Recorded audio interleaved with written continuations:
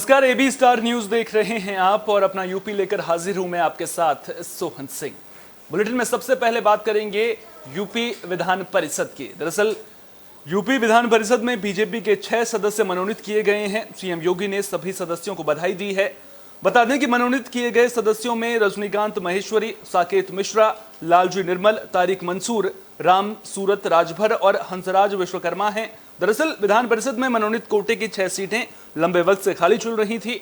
अब बीजेपी कोटे से इन 6 सीटों पर 6 नेताओं को एमएलसी बनाया गया है। इस लिस्ट में नृपेंद्र मिश्रा के बेटे समेत 6 लोगों के नाम शामिल हैं।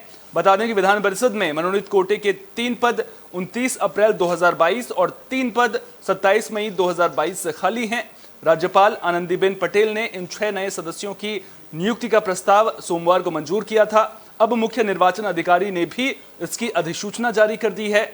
इन नामों के जरिए बीजेपी ने जातीय संतुलन साधने की कोशिश की है, साथ ही मुस्लिम विरोधी छवि को भी दूर करने का प्रयास किया है। वर्तमान में 100 सदस्यीय यूपी विधान परिषद में बीजेपी के 74 सदस्य हैं, जबकि प्रमुख विपक्षी दल समाजवादी पार्टी के 9, बहुजन समाज पार्टी, अपना दल सोनेलाल, निर्बल इंडियन शोषित, हमारा आम दल,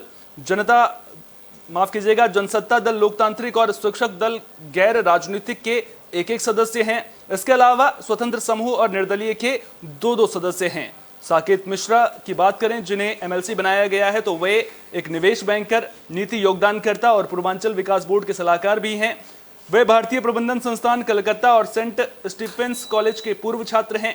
वहीं प्रोफेसर तारिक मंसूर अलीगढ़ मुस्लिम विश्वविद्यालय के कुलपति हैं।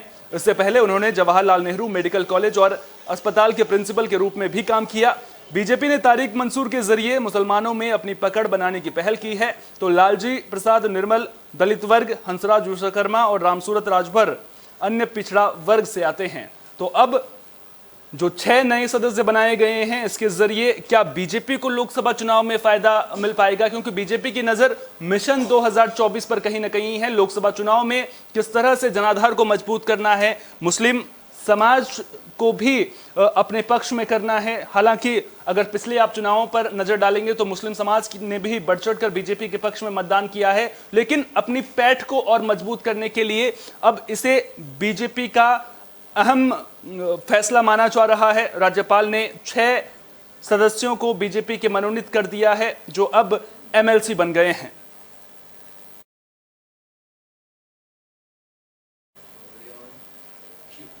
उमेश पाल हत्याकांड की भी बात कर लेते हैं। दरअसल उमेश पाल हत्याकांड में कार्रवाई का सिलसिला लगातार जारी है। इस बीच जानकारी यह मिल रही है कि अतीक अहमद के जीजा को भी अब बर्खास्त किया जा सकता है। तो उमेश पाल हत्याकांड में एक और एक्शन देखने को मिल रहा है। शूटरों की मदद करने के आरोप में अतीक के जीजा अखलाक को बर्खास्त कर दिया जाएगा। बता दें कि आरोपी अखलाक स्वास्थ्य विभाग में डॉक्टर है। मामले को लेकर मेरठ सीएमओ ने सरकार को रिपोर्ट भेजी है। बता दें कि अखलाक पर शूटरों को 2 दिनों तक घर में पनाह देने और आर्थिक मदद देने का भी आरोप है। तो लगातार कार्रवाई का सिलसिला देखने को मिल रहा है और अब इसकी गाज अतीक अहमद के जीजा पर भी गिरती हुई नजर आ रही है, जो डॉक्टर हैं, स्वास्थ्य विभाग में डॉक्टर हैं, लेकिन अब उन्हें बर्खास्त करने की तैयारी चल रही है। मेरठ सीएमओ ने बाकायदा सरकार को रिपोर्ट भी भेज दी है और जो शूटर फरार चल रहे थे, आरोप यह है कि अखलाक ने उन लोगों को ना सिर्फ घर में पनाह दी बल्कि आर्थिक रूप से भी उनकी मदद की है। मामले से जुड़ा सीसीटीवी फुटेज भी सामने आया था, जिसके जरिए आप देख सकते हैं अखलाक के घर में शार्प शूटर नजर आ रहा है। और इस वीडियो के वायरल होने के बाद मेरठ सीएमओ ने यह बड़ा एक्शन लिया है। उन्हें बर्खास्त करने की कार्रवाई शुरू कर दी गई है।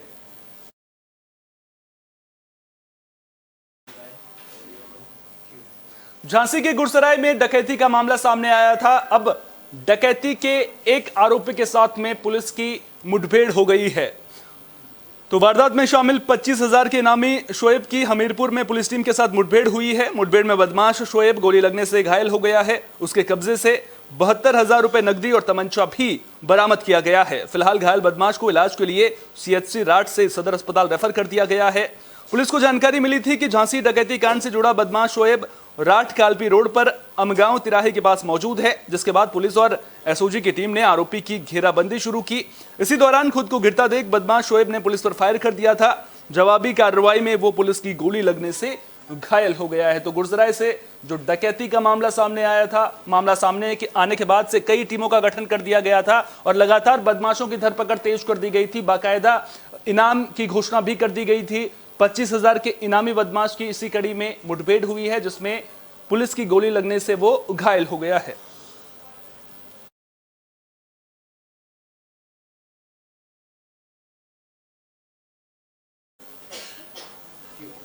बरेली से एक हैरान करने वाली खबर सामने आ रही है। दरअसल एक प्रेमिका ने जब प्रेमी के साथ जाने से इनकार कर दिया तो प्रेमी ने उसके चेहरे पर चाकू से वार कर दिया। तो प्रेमिका के प्रेमी के साथ जाने से इनकार करने पर युवक ने उस पर जानलेवा हमला कर दिया था और युवती का चेहरा चाकू से हमला करके बिगाड़ने की भी कोशिश की। हमले में युवती गंभीर रूप से घायल हो गई है, जिसे इलाज के लिए जिला अस्पताल में भर्ती करा दिया गया है। वहीं घटना के बाद मौके पर मौजूद लोगों ने युवक को पकड़कर पुलिस के हवाले कर दिया है।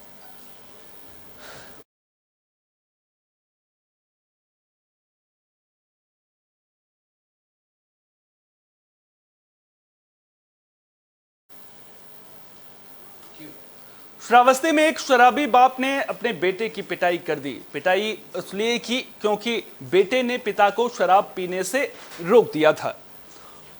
तो श्रावस्ती से यह मामला सामने आ रहा है। जानकारी के मुताबिक बेटे ने पिता को शराब पीने से मना कर दिया था, जिसके बाद यह बात पिता को नागवार गुजरी और उसने बेटे की जमकर पिटाई कर दी।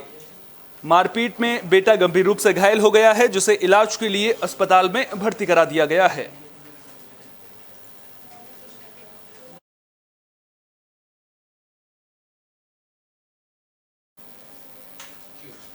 बुलेटिन के आखिर में बात अमरोहा की, जहां रफ्तार का कहर देखने को मिला है। दरअसल एक तेज रफ्तार ट्रक ने बाइक में टक्कर मार दी थी। हादसे में बाइक पर सवार युवकों को गंभीर चोटें आई हैं, जिन्हें इलाज के लिए अस्पताल में भर्ती करा दिया गया है। घटना का सीसीटीवी फुटेज भी सामने आया है। वहीं हादसे के तुरंत बाद ट्रक चालक ट्रक के साथ मौके से फरार हो गया। मामले की जानकारी मिलने पर पहुंची पुलिस की टीम जांच में जुट गई है। तो आप सीसीटीवी फुटेज भी देख सकते हैं, जो अब खूब वायरल हो रहा है। दरअसल बताया जा रहा है कि जिस वक्त यह हादसा हुआ उस वक्त ट्रक तेज रफ्तार में था। बेकाबू ट्रक ने बाइक में टक्कर मार दी थी, जिसकी वजह से यह दुर्घटना हुई है। दोनों घायलों को इलाज के लिए अस्पताल में भर्ती करा दिया गया है।